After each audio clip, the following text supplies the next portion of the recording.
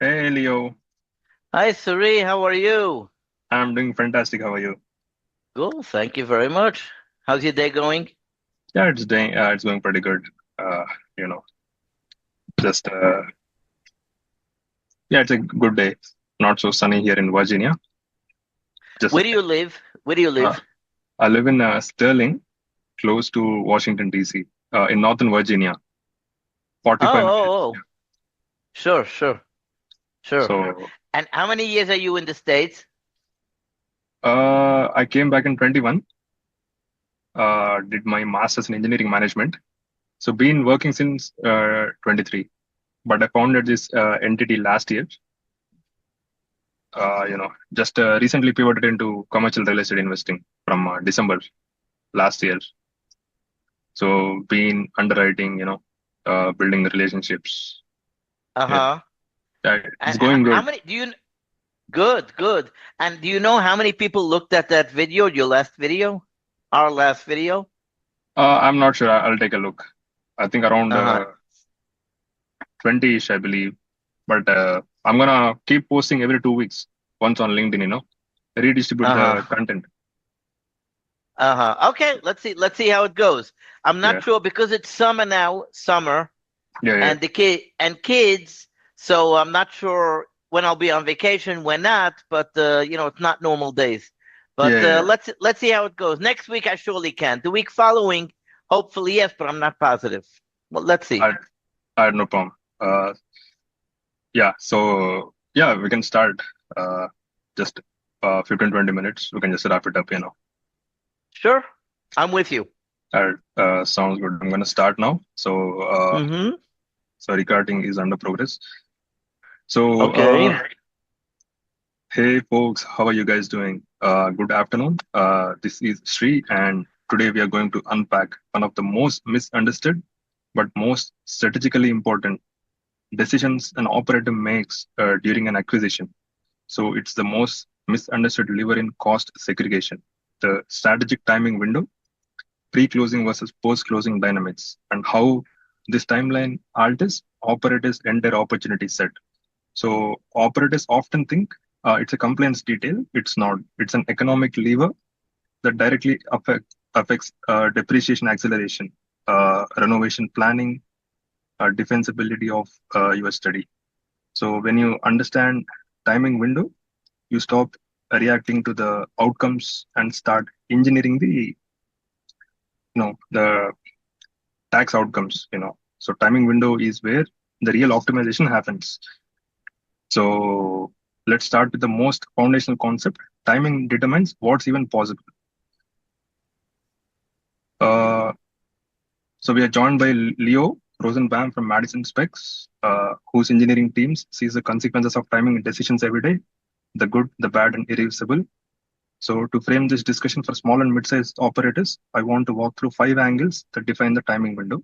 So, each one directly affects your ability to accelerate assets, dispose the components, and protect your renovation strategy. The first is pre-closing versus post-closing impact, because that's the most foundational concept. Timing determines what's even possible. So pre-closing versus post-closing isn't just about when a study happens. It's about what can be accelerated, what can be disposed of later, and how your basis is established from day one.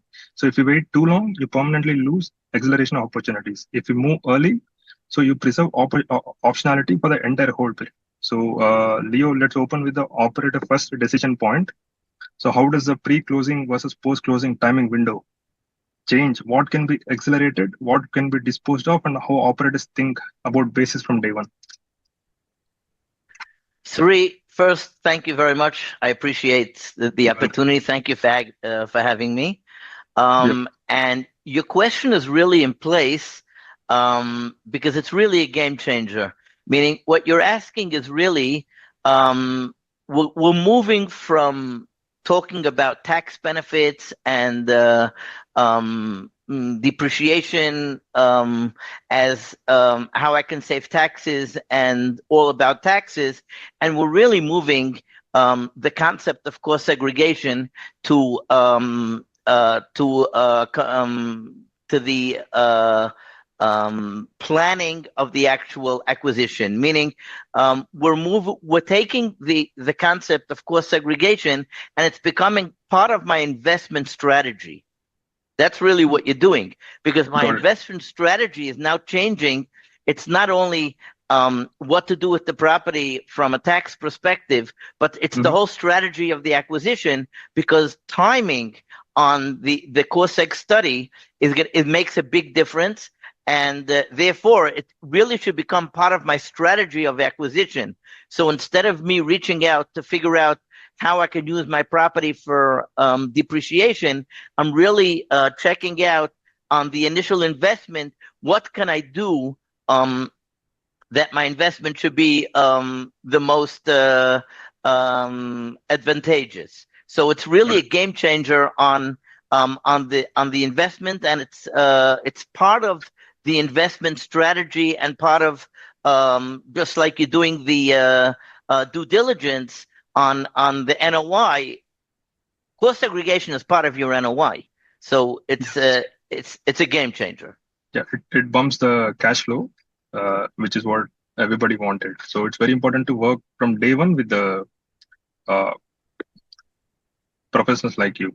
So Right, but I'm saying even before day one. Day one means post acquisition day one.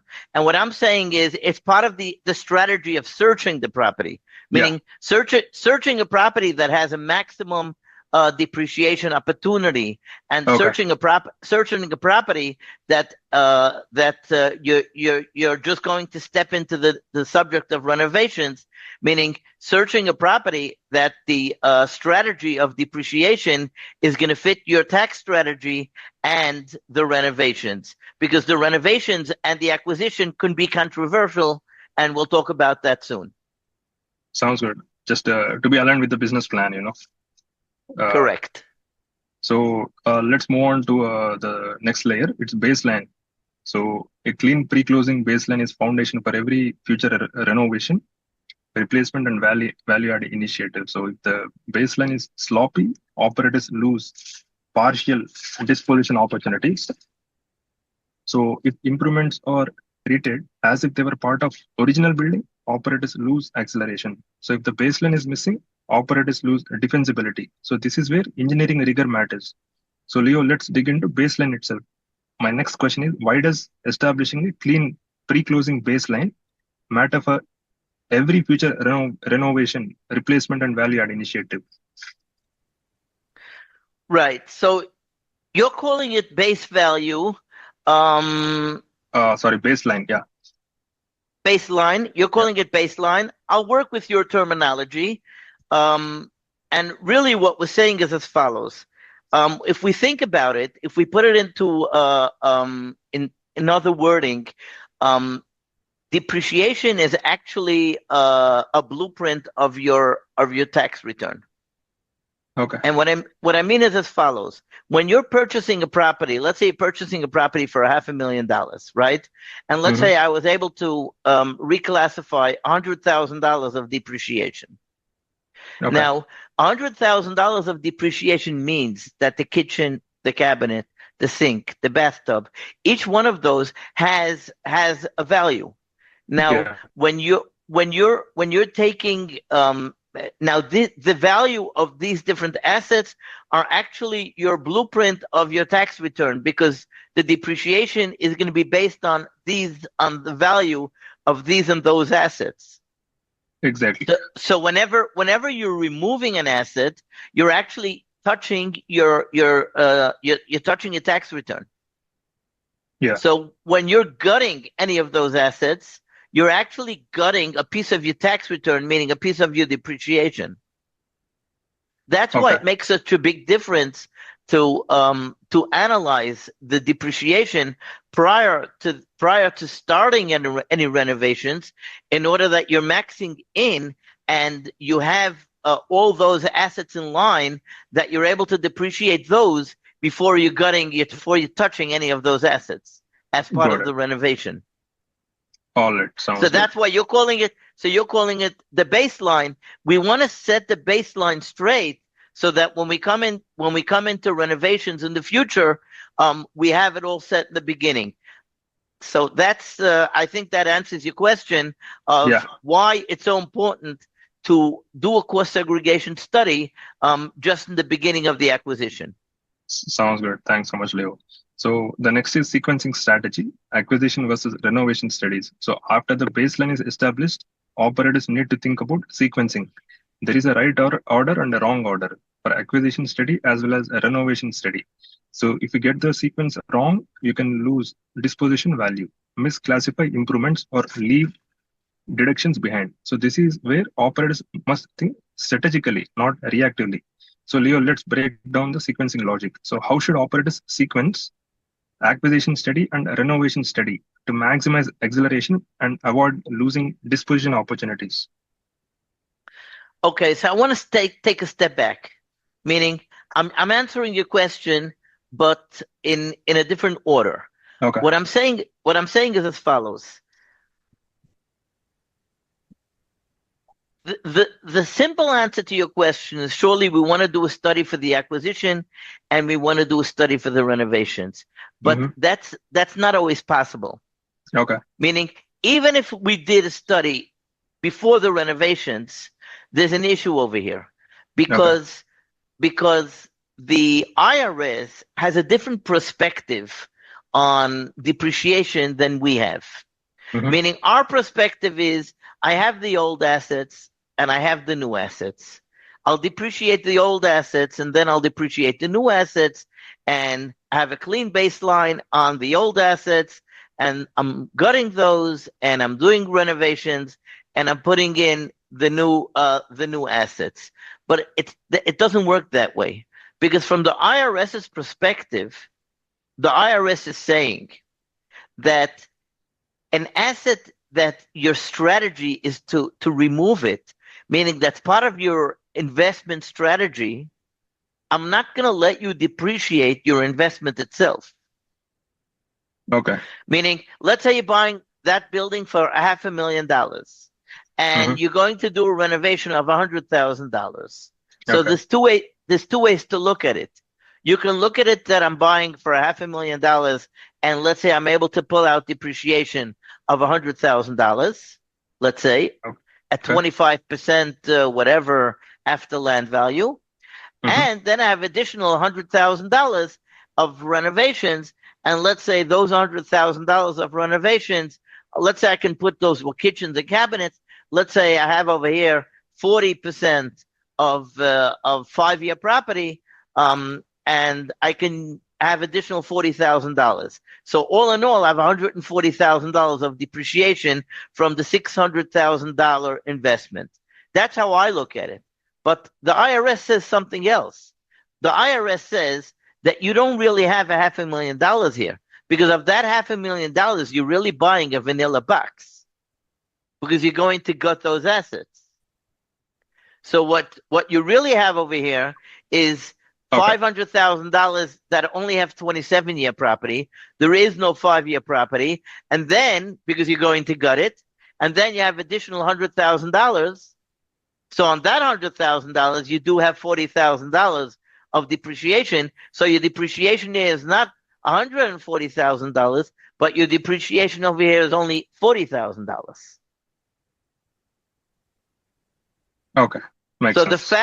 the fact that you're doing cost segregation before the renovations is not really the whole picture.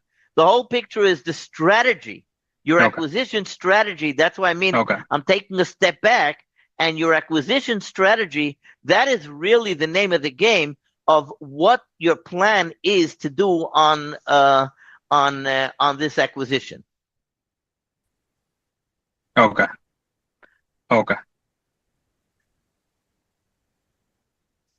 All right, sounds good, sounds good. So let's move to engineering perspective, what the team actually sees. So everything we have discussed depends on what the engineering team can actually see. Engineering evidence is what supports classification, useful life determination, the IRS defensibility. So the engineering team sees very different things depending on whether, yeah, uh, I think Sri, I think we had internet connection. I think. So yeah, so when the timing is done correctly, engineering can document the asset in a way what preserves future opportunities. So, but when it is done incorrectly, engineering is forced to reconstruct history, and that's where operators lose value. So let's bring the engineering lens into this. So what does your engineering team see when the timing is done correctly versus incorrectly? And how does that affect defensibility? Okay. So really the name of the game of a cost segregation study, it's really an engineering process. Meaning, we're looking at it from a tax perspective, but the actual nitty-gritty part of the cost segregation is much more about the engineering study, because that's really what it's all about. So, a study that's done correctly means that it's an engineered-based study. And it has a real we did a site tour, meaning every study that we do an actual site tour. Sometimes on smaller properties it could be a virtual site tour, but we'll do an actual site tour. And this is really because, and we're going through the asset with an engineer, piece by piece, asset by asset, and we're giving a dollar value to each asset. And in addition to giving a dollar value to each asset, we're actually giving the legal basis why and how we're depreciating the asset. So there are many court cases on cost segregation over the years. And what we're doing is we're actually bringing for each asset, we're bringing the IRS basis, whatever it is, if it's the IRS guidelines or if it's court cases that were over the years, we're bringing the actual the legal basis, the documentation for each asset, why and how we're depreciating it, and what's our basis to get this number. So this is really the answer to your next question, why it's defensible at the IRS. Because this is the nature of the study. The nature of the study is giving a legal engineering background to each asset, how and why it's being depreciated, so that we have full documentation for the IRS. Sounds good. Sounds good. So I have the last question for today. So can you share a real world example, where, a simple example, timing materially change the tax outcome or renovation strategy for an operator? Yeah, I'll give you a great example I just had this week. A client purchased a property in December, and December of 25, and I spoke to him in January. Okay. And I sent him a proposal, and the benefits over there were in range of over $1 million, $1.3 million, something like $1.3 million of additional depreciation. Meaning his actual benefits over there were over $600,000 of live tax dollars. Okay. And I was trying to get through to him, to follow up on the proposal I sent. And he wasn't taking my calls. He wasn't taking my mails. He didn't respond. And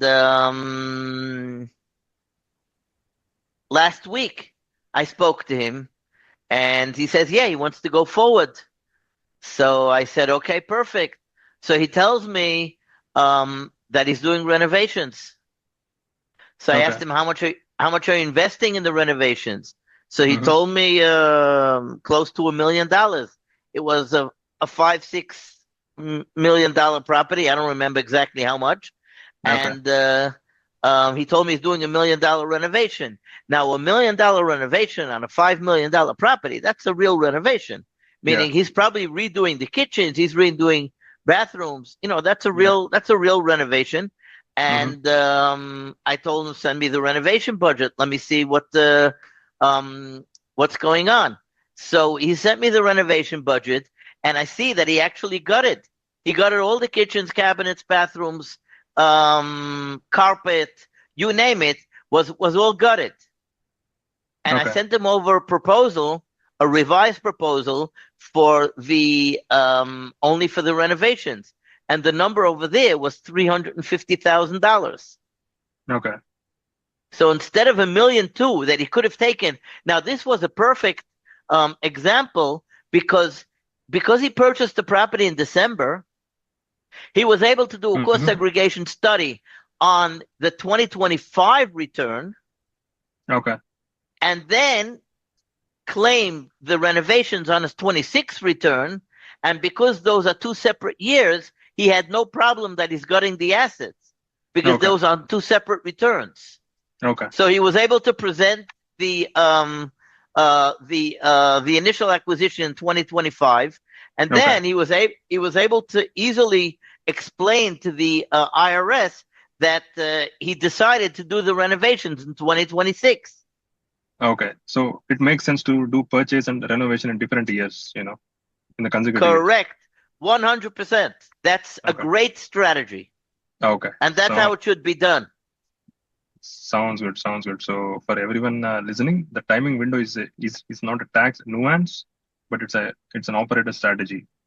So for the small and mid-sized operators, getting this right creates an outsized advantage. It protects your basis, strengthens your renovation plan, and preserves opportunities that would otherwise disappear. So, Leo, thanks for diving into this with us. If you have to say anything, then before we close up, for the audience, if you wanted to say anything. Yeah, I would say how important it is to keep cost segregation, like I started, as part of your investment strategy in order to max into depreciation as a strategy of running your business. So it's not only how you're saving taxes, but it's how you're running your business and how your how the acquisition is structured correctly. And I'm saying it again. It's exactly like a blueprint of your tax return. So any asset that's removed is actually falling out of your tax return, and your tax return is changing accordingly. So plan your renovations up front so that you know exactly what you're getting into. Sounds good. Thanks, Leo. Thanks very much. We would definitely take your advice, and hopefully we would reach for any of our upcoming ventures. So, thank you very much. We'll be in touch. Thank you so much. Good day. Thank you. Bye.